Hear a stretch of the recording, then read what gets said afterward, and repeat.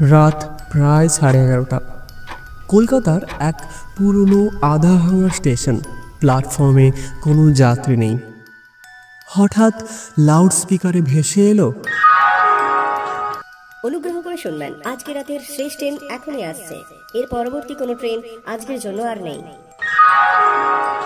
অর্ণব বাড়ি ফেরার জন্য সেই স্টেশনের দিকে এগোচ্ছিল। স্টেশনে ঢোকার ঠিক আগেই সেই অ্যানাউন্সমেন্ট শুনতে পেল। আসলে এই রাতের শেষ ট্রেন ছিল এই সময়। তারপর থেকে আর কোনো ট্রেন ছিল না।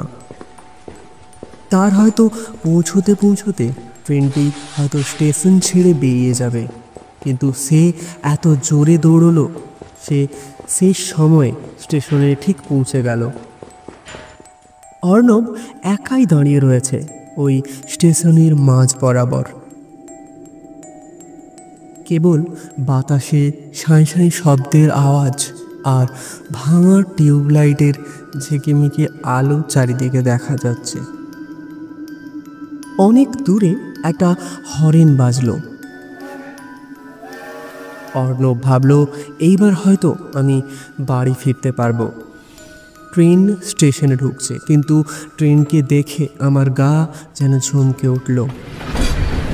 ট্রেনটি পুরোপুরি কুয়াশায় ঢাকা। মরচে ধরে গেছে প্রতিটা বগি। কোনো কোনো জানলা আবার যেন ভেঙে পড়েছে। কোথাও রয়েছে জানলায় হাতের ছাপ, সেই ছাপ যেন রক্ত দিয়ে বানানো।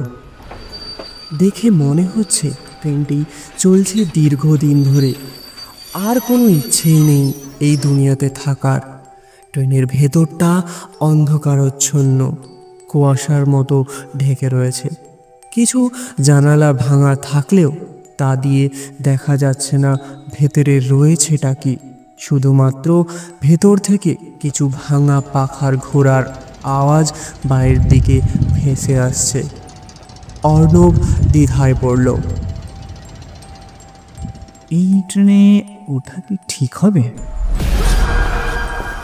অর্ণবের এই কথা ভাবতে ভাবতে হঠাৎ পেছন থেকে একটা গলা শুনতে পাওয়া গেল। এই বাবু, এটাই কিন্তু শেষ ট্রেন। এটা মিস করলে আর বাড়ি ফেরা হবে না। অর্ণব চমকে পেছনে তাকালো। একটি লোক, যে কালো ইউনিফর্ম পরে রয়েছে, চোখে অদ্রিভূত ফাঁকা একটা তীক্ষ্ণ দৃষ্টি। যেন মনে হয় আমি সব কথাই তার শুনি। তার ওই কথা শুনে আমার মনে হলো যে আমার এই ট্রেনেই ফিরে যাওয়া উচিত। তাই আমি ট্রেনে উঠে পড়লাম। জানি না কি করে দরজা নিজে থেকেই ধম করে বন্ধ হয়ে গেল। এমনটা কোনোদিন হয়নি। ভেতরে কোনো যাত্রী নেই, কেবল ছায়ার মতো দেখতে কিছু মানুষ যেন পরের বগির সিটে বসে রয়েছে। আর জানালার বাইরে কালো অন্ধকার। হঠাৎ আলো নিভে গেল। গাড়ির শেষ বগির থেকে শোনা গেল কার একটা কান্নার শব্দ। যেন মনে হলো এটা একটা শিশু কাঁদছে। শব্দটা শুনি যখন এগোতে থাকি, বগি পার হতে কান্নাটা যেন বদলে গেল। একটা বাচ্চার কান্না থেকে একটা বৃদ্ধ লোকের হাসিতে পরিণত হলো। অর্ণব আওয়াজটা শুনে একটু থমকে দাঁড়ালো। তারপর মনের অনেক প্রশ্ন নিয়ে সে আবার এগিয়ে গেল আগের বগিতে। আগের বগিতে যাওয়ার সঙ্গে সঙ্গে আবার শব্দ বদলে গেল।